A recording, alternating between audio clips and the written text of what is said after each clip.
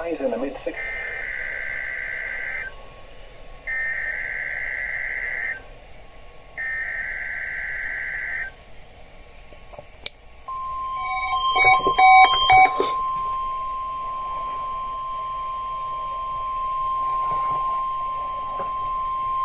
This is the National Weather Service Office in State College, Pennsylvania.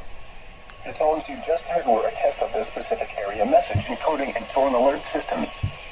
During dangerous weather events, NOAA weather radio receivers can be activated by these systems.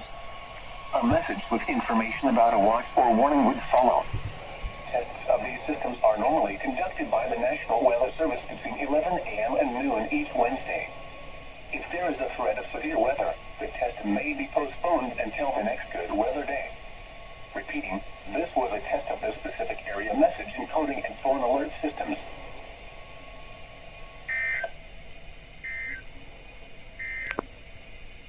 Here is the latest National Weather Service.